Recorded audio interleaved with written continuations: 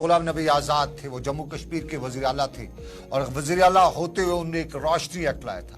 उस रोशनी एक्ट में तब यही बताया गया कि जिसके कब्जे में ज़मीन वो उसकी, चाहे वो सरकारी हो गैर सरकारी, और ज़मीन के बदले में कुछ पीनट्स दिया करने थे। लेकिन जब 2019 हुआ तो सरकार जब बदली, हालात बदले, तो तब बताया गया कि ये 2019 का जो ये मामला है ये कहीं न कहीं खटाई में पड़ेगा ही पड़ेगा, क्योंकि इस मामले को लेके तब कायदा और कानून एक तरफ रखते हुए कुछ अपनों को फायदा देने की कोशिश की गई है। और इसी फायदे में कुछ बड़े नाम भी आए, बड़े चेहरे सामने आए, जिनके हवाले से मालूम हुआ कि इन्होंने तो रोशनी एक्ट के तहत रोशनी तो ली है लोगों को अंधेरा करके। और यह मामला बिलाखिर जम्मू कश्मीर के हाई कोर्ट तक पहुंचा और आज आखिरी ठप्पा सुप्रीम कोर्ट ने भी लगा दिया।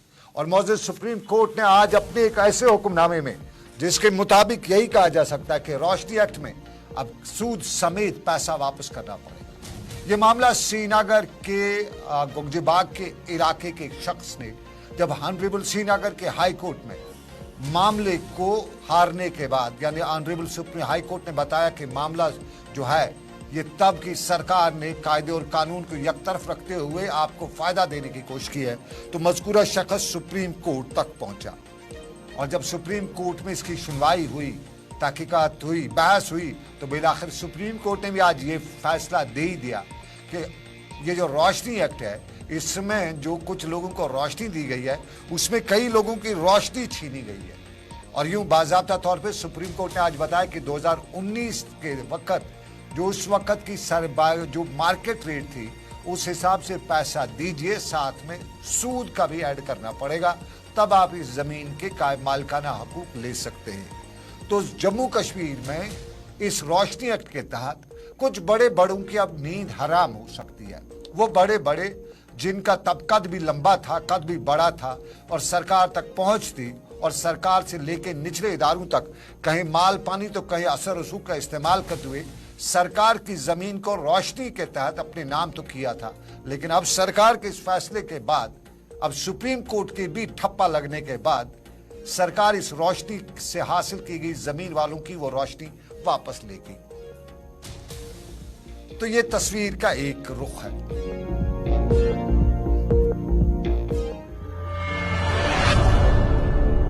और अब जरा दूसरे रुख में चलते हैं। आप जानते हैं महबूबा मुफ्ती जम्मू कश्मीर में पीडीपी के सरपरस्त आला हैं, जम्मू कश्मीर की वज़ीर आला रह चुकी हैं और सरकार को वो कहते हैं ना कि नाकू चने चबाने के लिए बड़ी जानी और मानी जाती है।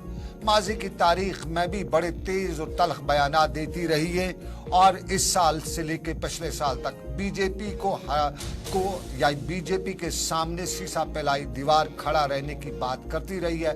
और आज भी उनका एक ऐसा ही बयान है, और ये बयान जो है ये कुछ मामलात को लेके है। वो जम्मू में है और महबूबा मुफ्ती जम्मू में लगातार अपना पार्टी का जो बेस है वो बढ़ाने की कोशिश करें। लेकिन आज का ट्वीट उनका है, ये सरकार की एक निताशा कोल, जो हिंदुस्तान की एक जानी मानी स्कॉलर है, उनके हवाले से जो इक़दामात सरकार ने उठाए उसी के पस मंजर में दिया गया है।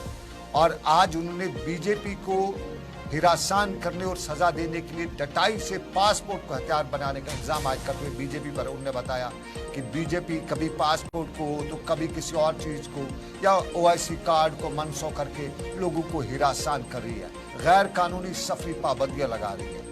उनने आज मिसालें दी, अशोक कोल की दी, आतिश तासीर की दी और निताशा कोल की भी उनने आज दी। और निताशा कोल के साथ उनके लफ्जों के मुताबिक इस यकजहती के लिए मैं खड़ी हूँ जिससे वो सिर्फ गुजरी थी। जो और इस तरह का उनका जो बयान है महबूबा मुफ्ती का, नफरत अंगेज और तफक्कुर अंगेज नजरिए से मुतफिक नहीं। ये महबूबा मुफ्ती का ट्वीट है और महबूबा मुफ्ती का ट्वीट खास उस वक्त आया है जब ये हिंदुस्तान की एक जाने मानी और निताशा कोल के बारे में माना जाता है कि वो कश्मीरी पंडित लड़की है, आमतौर पे बताया जाता है।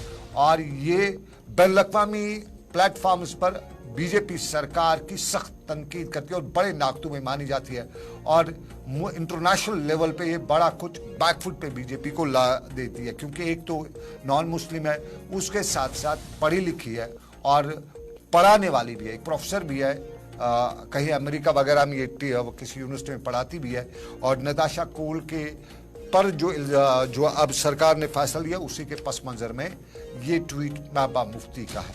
महबूबा मुफ्ती आज जम्मू में पार्टी दफ्तर में भी थी, अगरचे आज उन्हें मीडिया से बात नहीं की, लेकिन ऑफ द रिकॉर्ड आज की बातचीत में जम्मू कश्मीर के इंतखाबात भी हुए और आज उनसे ऑफ द रिकॉर्ड अगर पूछा भी गया कि क्या है, कहीं कोई अलायंस की बात चल रही है, तो उनका यही कहना था कि हाँ अलायंस की बात चल रही है, लेकिन अगर यूं कहें जो कुछ हमें जराया ने बताया कि उसने कहा कि अभी एक रुकावट है, तो वो रुकावट जो है वो दूर होती है तो उसके बाद ही अलायंस होगा। और माना यही जा रहा है कि पीडीपी और नेशनल कॉन्फ्रेंस अलायंस पे बात तो कर रही है, लेकिन उस सारे के बीच में कहीं न कहीं दो माने बयानात दोनों के आ रहे हैं। और इस सारे के बीच में जब इंतखाबात की बात आ जाती है तो सजाद गनी लोन का नाम भी आ जाता है।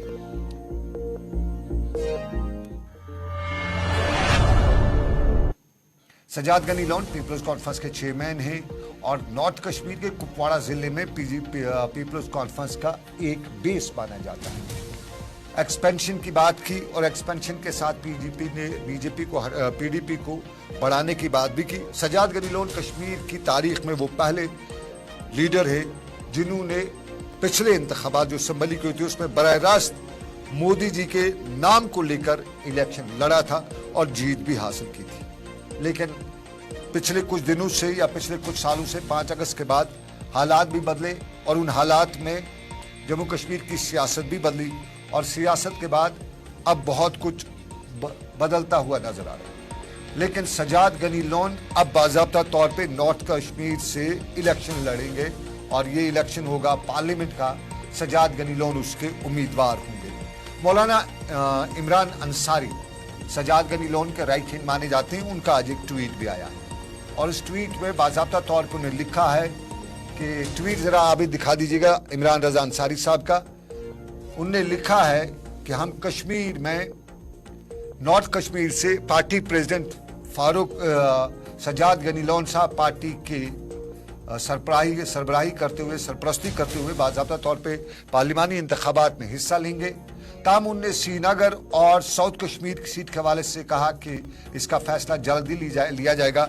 जम्मू के हवाले से उनके इस ट्वीट पे लगा जा रहा है कि जम्मू की दोनों निशस्तों पे जो जम्मू की 2 निशस्तें उस पर पीपल्स कॉन्फ्रेंस किसी को कैंडिडेट खड़ा नहीं करेगी। सजाद गनी लोन नॉर्थ कश्मीर में बड़ा नाम है, बड़ा फेस है और माना यह भी जा रहा था कि नॉर्थ कश्मीर में अगर इन दिनों कोई टक्कर या मुकाबले का है तो वो नेशनल कॉन्फ्रेंस और सजाद गनी लोन का टक्कर योगी मुकाबला होगी।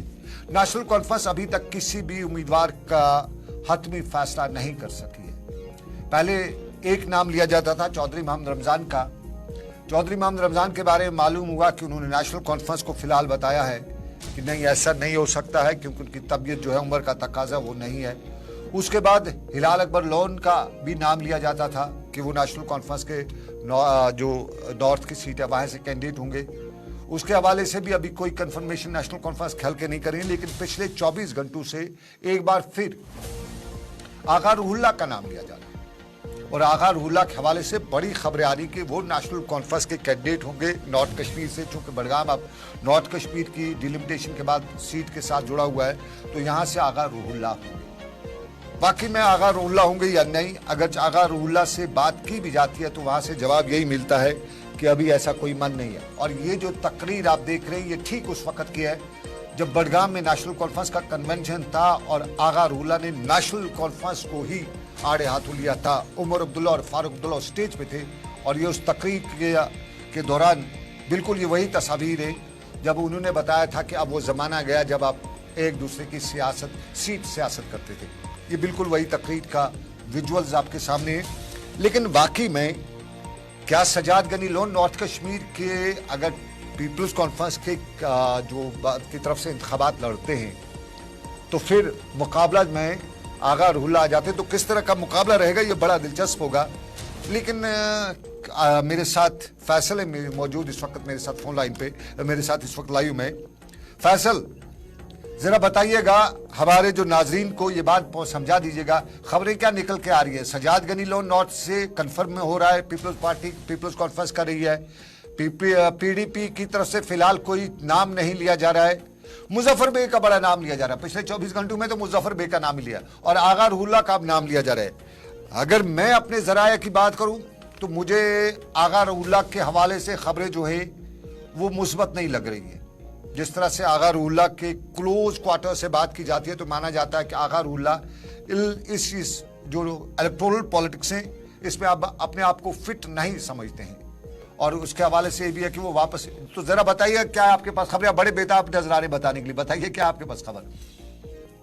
बिल्कुल, ये हकीकत है कि जब अगरउल्लाह ने कुछ टाइम के लिए पार्टी साइड लाइन की थी और पार्टी के ट्रैक से जो वो थोड़े बहुत हट गए थे, लेकिन उसके बाद बाज़ाब्ता तो काफी टाइम तक वो खामोश रहे, लेकिन पार्टी की तरफ से लगातार अप्रोच किया गया था, उनको बाज़ाब्ता तौर पर कन्विंस किया जाता था कि आप पार्टी फोल्ड से बाहर ना जाए। लेकिन जब से वो ईरान गए हैं तो ईरान से वापसी में आते हुए उनके साथ बाज़ाब्ता तौर पे मीटिंग हुई, सीनियर लीडर्स यहाँ से गए, उनके साथ मीटिंग की अगरउल्लाह के साथ, और वहां पे उनको कन्विंस किया गया कि आपको पार्लियामेंट इलेक्शन की सीट दी जाए, क्योंकि आप जिस तरीके से आपने भी कहा कि डिलिमिटेशन के बाद बड़गाम कॉन्स्टिट्यूंसी और बीरवा कॉन्स्टिट्यूंसी बारामूला के साथ चली गई, जो कि हाईली पॉपुलेटेड पॉपुलेटेड एरियाज है जहाँ पे काफी पॉपुलेशन के होके डायरेक्टली अगरउल्लाह को जाते असेंबली में जाते थे और पार्लियामेंट में भी जा सकते हैं। तो कहीं ना कहीं पार्टी ने इस चीज को मद्देनजर रखते हुए ये फैसला लिया है कि अगर जो उमर श्रीनगर से लड़ेंगे तो कम से कम बारामूला एरिया से हम अगरउल्लाह को लेंगे, पॉपुलर लीडर और काफी ज्यादा शिया वोट तादाद है बारामूला में, करीबन 1,60,000 करीब वहां वोट जो कि डायरेक्टली अगरउल्लाह को जा सकते हैं, और उनमें इमरान रजा साहब का उतना जो है उतना शेयर नहीं होगा। ये अगर रूहुल्लाह जो इस पे कहीं ईमानदारी का टैग है वो लगा हुआ है, और जहाँ पे इस वक्त सजाद लोन का अनाउंसमेंट होता है कि पार्टी की तरफ से गया कि लोन बारामूला का चीजें कैंडिडेट होंगे, तो कहीं ना कहीं जिस तरीके से हमेशा एनसी और पीसी का कड़ा मुकाबला रहता था बारामूला में, वो इस बार देखने को मिली। हालांकि अगर सजाद लोन का अनाउंस हुआ है फॉर्मली, लेकिन अगर रूहुल्लाह का भी अनाउंस नहीं हुआ, लेकिन सोर्सेज से जो खबरें हमें की मौसम हो रही है या कुछ लीडर्स हमने बात की, तो ये उस पर कहीं ना कहीं हमें रिपोर्ट्स आ रहे हैं कि अगरउल्लाह ही बारामूला के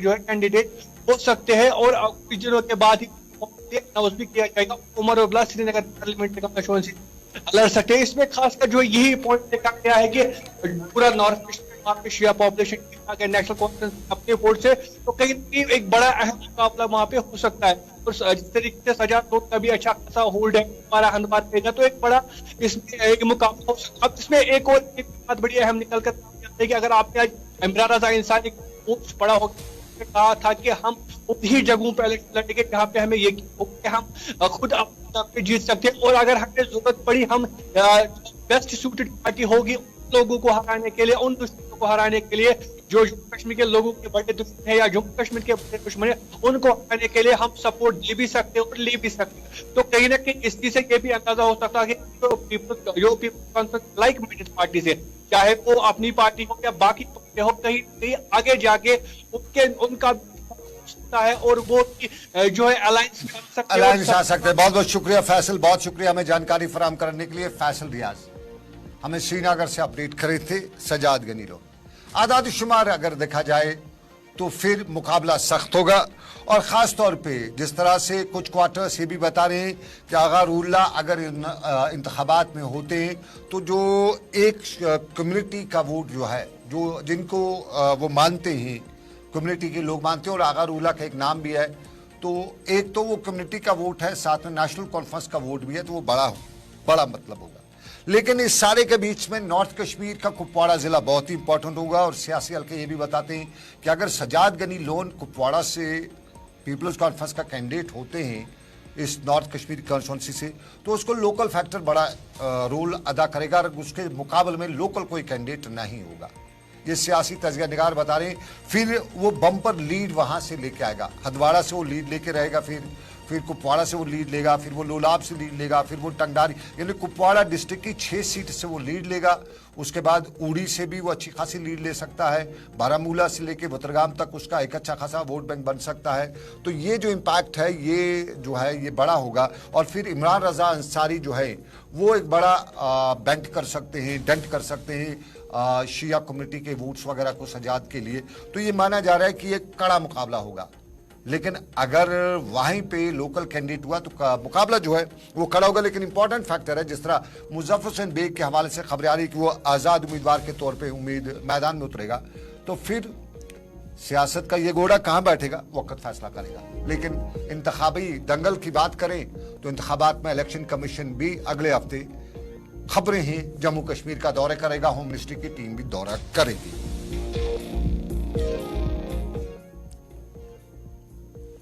जी हाँ, खबरें आ रही हैं कि इलेक्शन कमीशन का एक बड़ा आला सतही वफद जम्मू कश्मीर का दौरा करेगा। उससे पहले होम मिनिस्ट्री की एक टीम भी जम्मू कश्मीर का दौरा करेगी, ग्राउंड सिचुएशन असेस करेगी। और इस ग्राउंड सिचुएशन में सबसे पहले यही है कि इंतखाबात के लिए क्या सिक्योरिटी सिनेरियो रहेगा, क्या कुछ होगा, ये होम मिनिस्ट्री की टीम को असेस करना है। इलेक्शन कमीशन भी इस पे यहाँ की जो पॉलिटिकल पार्टीज है वो भी बात करेगी। लेकिन इंपॉर्टेंट यहाँ की पॉलिटिकल पार्टीज ये भी बता रही है कि एक ही वक्त में अगर पार्लिमानी इंतखाबात कराए जा सकते हैं, अगर खुद सरकार बता रही है कि हालात सब ठीक ठाक है पार्लिमानी, तो असम्बली इंतखाबात क्यों नहीं।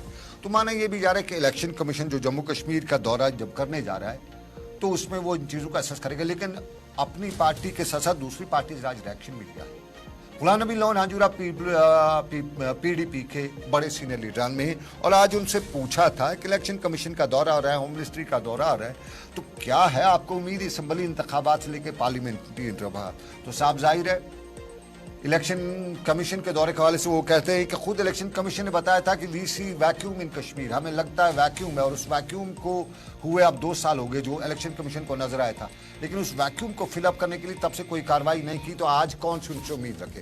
गुलाम नबी लोन हांजूरा बता रहे हैं और ये बता रहे हैं कि ये तो अब होम मिनिस्ट्री को ये ऐलान करना है कि सरकार कौन बनाएगा, क्या यहाँ पे क्या होगा। तो एक तरह से जो पीडीपी है वो नाउमीदी नजर आई। गुलाम नबी लोन हांजूरा की नाउमीदी ना सही, लेकिन वो दबे लफ्जों में कहेंगे कि दबी आवाज।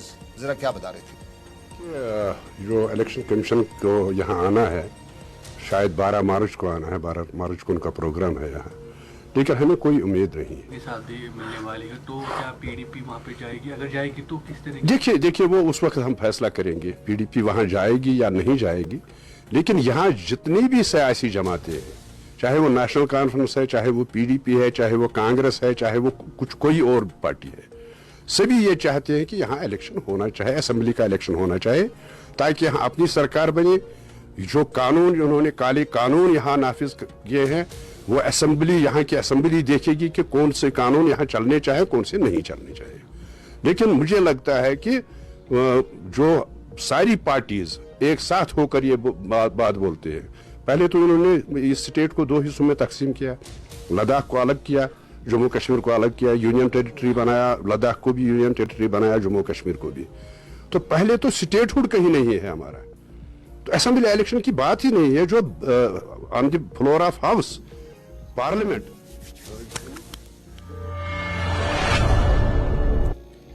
पीडीपी के senior leader Ghulam Nabi loan Hanjura. लेकिन आपको याद होगा परसों सेक्टर सनीचर को सईद अल्ताफ बुखारी अपनी पार्टी के सरबराह छानपुरा के इलाके में थे, और छानपुरा जो उनका वो बता रहे हैं कि उनकी असेंबली सीट भी है।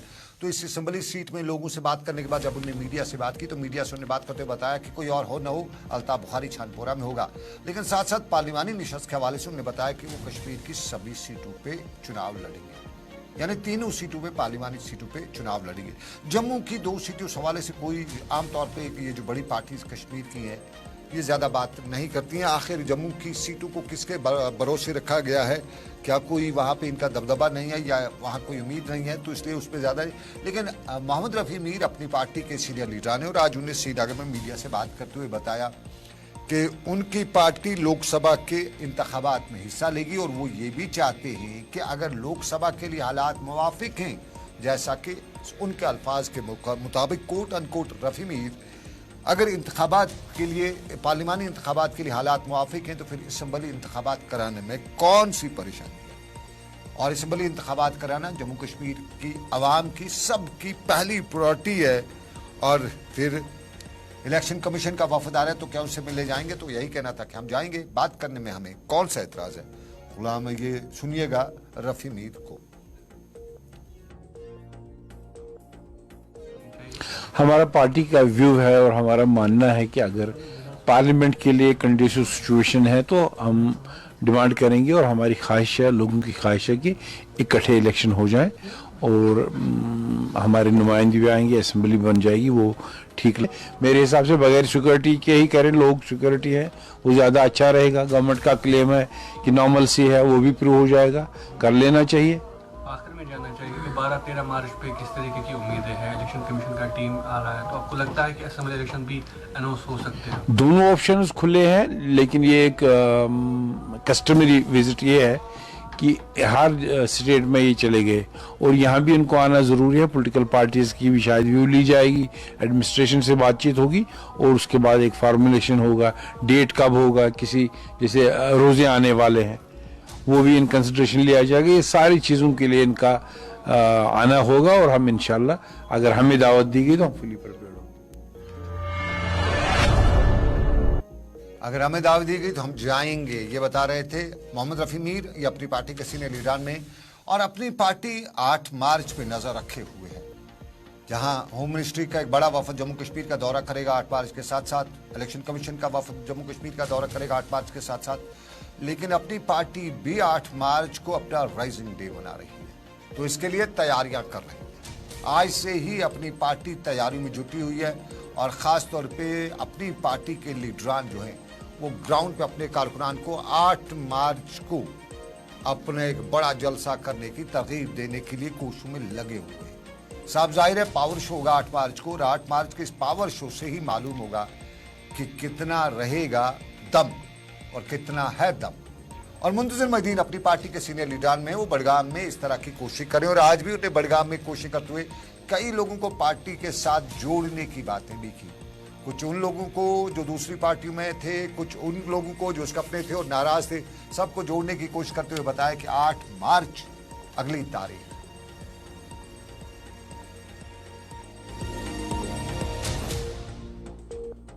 आप जानते हैं 8 मार्च 2024 को हम पार्टी का राइजिंग डे मना रहे हैं। उस दिन हमारी पार्टी 4 साल कबल मोर्जे वजूद में आई है, तो उस सिलसिले में प्रिपरेशंस के लिए, तैयारियों के लिए आज हमारे मशवरात होने थे, आपस में तबादला ख्याल होना था कि किस तरह प्रोग्राम को कामयाब किया जा सके।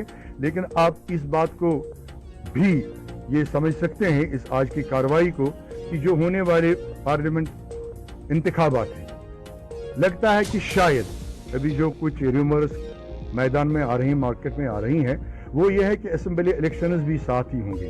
तो चाहे एक इलेक्शन हो, पार्लियामेंट इलेक्शन हो या असेंबली इलेक्शन हो, जम्मू एंड कश्मीर अपनी। मुंतज़िर महीदीन बता रहे थे अफवाहें बाजार में, लेकिन एक बात यकीन से कह देते हैं हम कि कश्मीर के बाजार में अफवाहें पेपर की नहीं होती हैं, कुछ ना कुछ पीछे होता है। तो हम भी देखते हैं आपकी बार की अफवाहों के पीछे की कौन सी कहानी है, वो हम समझने की कोशिश भी करेंगे। लेकिन अभी बताएं, आप देख रहे थे स्पेशल रिपोर्ट सनम के साथ। अभी तक के या आज के स्पेशल रिपोर्ट से बस इतना ही। दीजिए इजाजत, अगली बुलेटिन में फिर होगी आपसे मुलाकात। आप रखिएगा अपना ख्याल। रात 9:30 बजे देखना ना भूलिए। अब तक, तब तक के लिए अल्लाह हाफिज।